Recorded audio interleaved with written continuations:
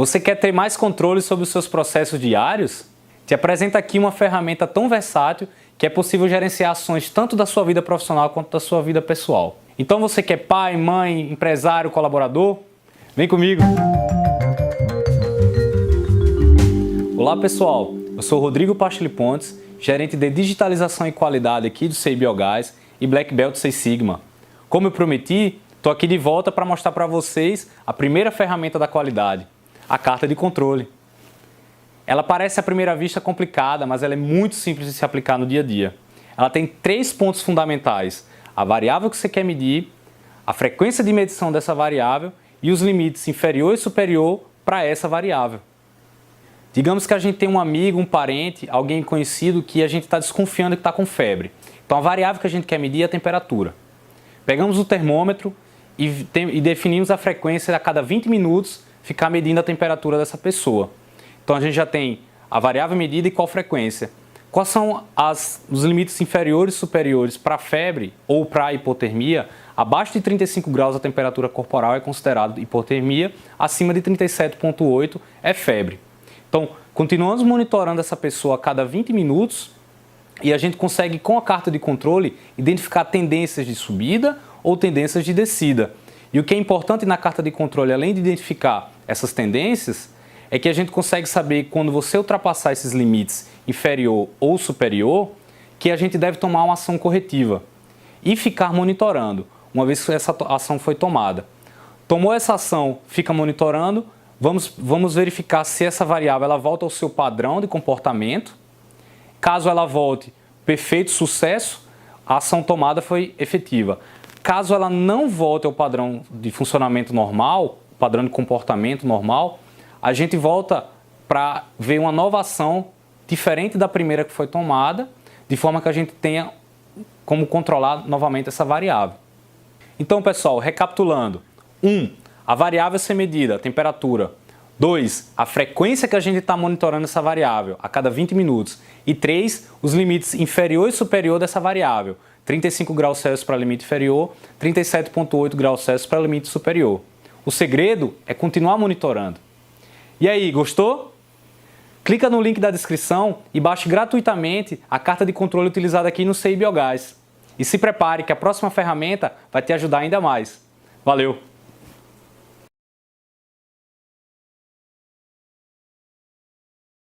Hoje eu vou apresentar para vocês uma ferramenta que pode te ajudar a organizar a sua rotina, tanto no trabalho quanto em casa. Ficou interessado? Acompanhe o resto do vídeo.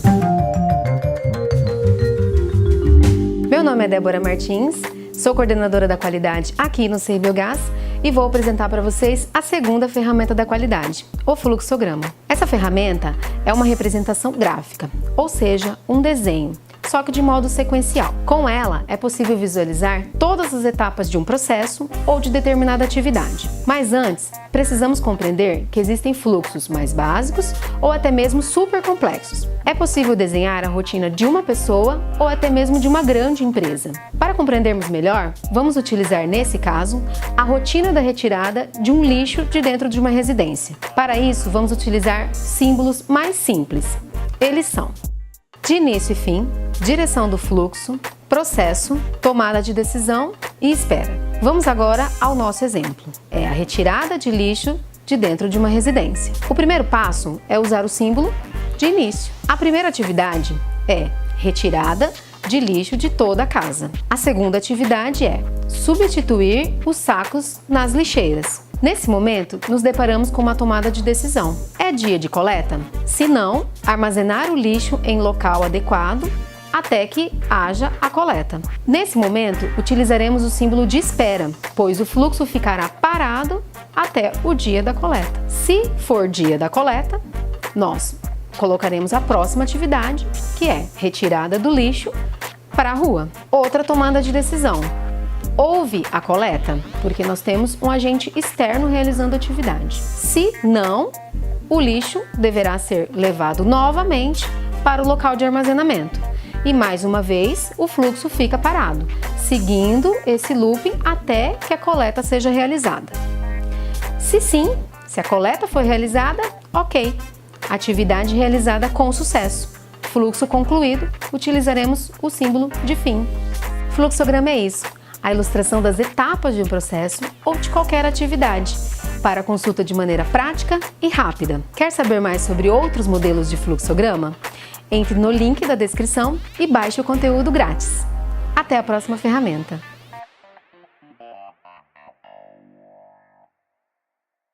Vocês sabiam que é possível identificar as possíveis causas de um determinado problema de forma prática e organizada? Então fiquem ligados nesse vídeo.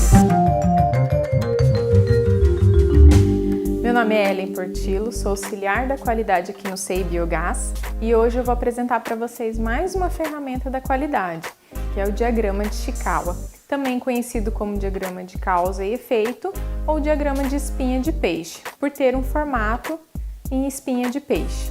O diagrama de Chikawa, ele possibilita a identificação de possíveis causas de um determinado problema, por meio de 6 perspectivas, que é a máquina, a mão de obra, o material, a matéria-prima, o método e o meio ambiente. Para compreender melhor a ferramenta, vamos usar como exemplo algo que afeta muita gente por aí, que é a falta de tempo.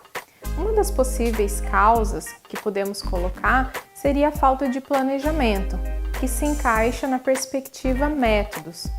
Para poder identificar as subcausas dessa falta de planejamento e chegar na causa raiz, vamos utilizar a ferramenta dos 5 porquês. A falta de planejamento. Por que não existe planejamento? Porque se não enxerga a importância de se planejar. Por que não se enxerga essa importância? Porque não tem conhecimento, não tem experiência com relação ao método de planejamento. Por que isso acontece? Porque não está na cultura das pessoas. Então, podemos identificar com esses 5 porquês que a falta de planejamento, a causa raiz dela é que não está na cultura das pessoas se planejarem. Foi possível identificar as subcausas e chegar na causa raiz. Agora, podemos identificar soluções para minimizar ou reduzir o efeito, que é essa falta de tempo. Então, pessoal, vocês perceberam que não utilizamos todas as perspectivas da ferramenta de Chikawa, pois vai depender do problema a ser analisado. Agora é com vocês. Acessem o link, baixe gratuitamente a ferramenta Diagrama de Chikawa e até a próxima ferramenta.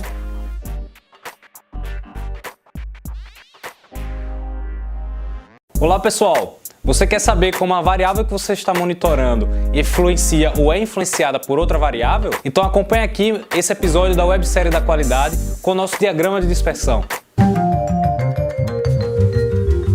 Olá pessoal, eu sou Rodrigo Pachli Pontes, gerente de digitalização e qualidade aqui do SEI Biogás e vim aqui mostrar a outra ferramenta da qualidade, o diagrama de dispersão.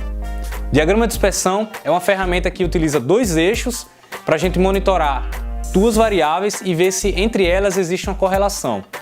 E como é que eu faço isso? São 3 passos apenas. O primeiro passo é coletar essas 2 variáveis, o segundo é inserir ele no gráfico ou na planilha que a gente está trabalhando e o terceiro é analisar se existe alguma correlação linear, alguma correlação não linear ou nenhuma correlação. E para exemplificar, vamos monitorar novamente aquele nosso amigo, colega, que a gente está vendo se está com febre. Só que a gente quer ver se o ruído do ambiente está influenciando na temperatura do nosso amigo ou colega. Então, digamos que eu estou monitorando a febre a cada 20 minutos, tá? E toda vez que eu monitorar a febre, eu vou também verificar qual o ruído, a intensidade do som que eu tenho ao meu redor. Então, digamos que eu tenho vários filhos ou alguém está mexendo no liquidificador na cozinha, então eu monitoro essa intensidade do som para ver se eu tenho uma correlação. Então, a gente vai chegar, à medida que a gente monitora, a uma correlação 0, porque a gente não tem nenhuma influência na temperatura vindo do ruído que a gente está monitorando. Então, dessa forma, a gente consegue ver que entre as 2 variáveis não existe nenhuma influência, tanto da temperatura para o ruído, quanto do ruído para a temperatura. O segundo caso seria uma correlação positiva, ou seja, a variável B e a variável A teriam um comportamento que, à medida que a variável B cresce, a variável A também cresce. E aí você teria uma linha de tendência correlação linear positiva. O terceiro caso seria uma correlação linear negativa. Então, à medida que a variável A cresceria, a variável B diminuiria. Como a gente consegue ver aí no gráfico.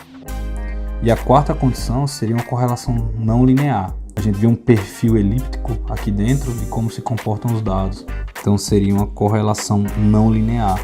Eu não tenho uma linha, e sim um outro perfil. Nesse caso, um perfil de elipse. E aí, gostaram? Então espera aí no próximo episódio a nossa próxima ferramenta da qualidade. Ah, e antes que eu me esqueça, clica aqui na descrição para baixar a ferramenta. E valeu!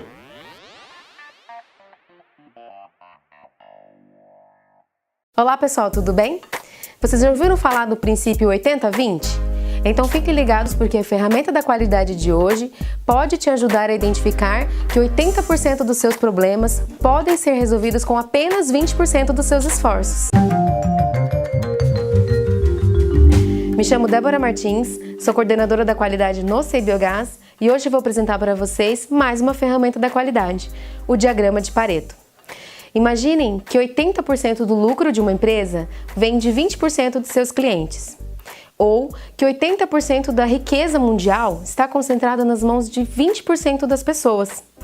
Ou ainda que 80% dos resultados que você alcança vem de 20% dos seus esforços. Legal, né? Esse é o princípio 80-20, ou princípio de Pareto. Ele segue a lógica de que 80% dos efeitos vem de 20% das causas. Percebam que essa ferramenta pode ser usada tanto na sua vida pessoal quanto profissional. Pois bem, essa ferramenta, o princípio, é representado por um gráfico de colunas que mostra a frequência de determinadas ocorrências. O diagrama de Pareto permite a análise de determinada situação de maneira clara, possibilitando a concentração dos esforços naquilo que realmente trará resultados. Para compreender melhor, eu vou mostrar como construir um diagrama de Pareto. O primeiro passo é saber o que se deseja analisar. Nesse caso, vamos usar como exemplo reclamações de clientes. Listamos as 5 principais. São elas: o mau atendimento, falha no produto, ambiente ruim, preço elevado e demora na entrega. O próximo passo é construir uma tabela simples com 4 colunas e as seguintes informações: os motivos das reclamações, a quantidade de reclamações, e aí vamos organizá-las da maior para menor, o percentual e o percentual acumulado. A partir dessas informações organizadas, construímos o diagrama de Pareto, em que as barras representam a frequência de cada reclamação e a linha representa a frequência acumulada. Veja que com o diagrama de Pareto foi possível identificar que a maior parte das reclamações está em mau atendimento e falha no produto, somando aproximadamente 80%. Com isso, se focarmos na resolução desses 2 problemas, resolvemos cerca de 80% das reclamações. Olha só que incrível! E então, perceberam como o diagrama de Pareto pode te ajudar a focar em ações que têm maior chance de serem efetivas ou maior impacto sobre seus resultados? Faça um teste, aplique essa ferramenta na sua vida ou na sua vida profissional e veja os resultados acontecerem. Agora entre no link da descrição e baixe o conteúdo grátis. Até o próximo vídeo!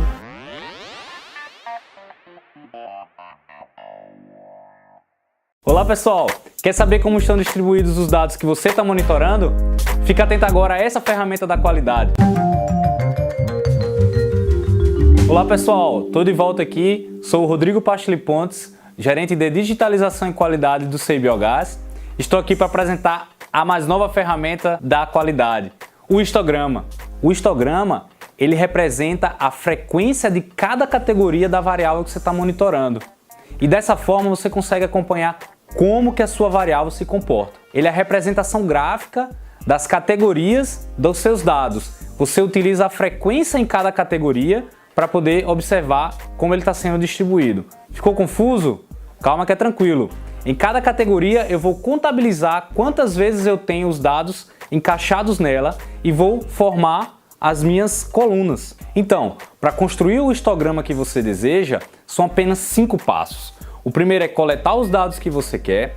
O segundo é calcular a faixa onde esses dados estão distribuídos. O terceiro é calcular o número de classes que você quer ver no histograma. O quarto é calcular a largura dessas classes e o quinto é calcular e inserir os dados nessas classes. Pessoal, lembram da carta de controle que a gente usou lá no primeiro episódio, onde a gente estava monitorando a temperatura de um amigo, de um colega nosso, para saber se ele estava com febre ou não? Pois é, vamos usar os mesmos dados para a gente construir nosso histograma. Então, a gente pega os dados que a gente coletou, que eram a temperatura, a gente organiza de forma crescente, então o mínimo nosso é 35 graus, o nosso máximo 39. Dessa forma, a gente vai ter um range ou uma faixa de trabalho de 35 a 39, que vai haver uma variação de 4 graus. O nosso conjunto total de dados que vamos utilizar é de 36 dados. E com isso a gente consegue calcular o número de classes, que nada mais é do que a raiz quadrada do nosso conjunto de dados, 36. Então a raiz quadrada de 36 é 6. Então beleza, a gente tem a nossa faixa de variação, que é 4 graus, e o nosso número de classe, que é 6. O que a gente calcula agora? A largura das nossas classes. Então a gente vai pegar 4, que é a faixa de trabalho, e dividir pelo número de classes, que é 6. Então vamos ter em torno de 0,67 a variação, a largura das nossas classes, ok? Beleza. Aqui a gente vai ver como é que vai estar distribuído o nosso histograma, as classes, e dessa forma eu pego os valores que a gente tem lá na carta de controle e encaixo dentro de cada classe. E aqui a gente vê o perfil final, como é que está distribuída a nossa variável temperatura. Vocês podem ver que ela está tendenciando mais para a direita, a pessoa estava mais com febre. Então, os valores maiores, a gente está vendo que ela está tendenciando, ela passou mais tempo com febre. Então a gente vê que ela tem uma curva mais à direita. Ok? Aprenderam? Viram que é fácil? Então nos espere agora no próximo episódio para a próxima ferramenta da qualidade. Obrigado, pessoal. Pera. Não vai não. Achou que eu esqueci, né? Aqui, ó. Clica no link e baixa a ferramenta gratuita. Valeu!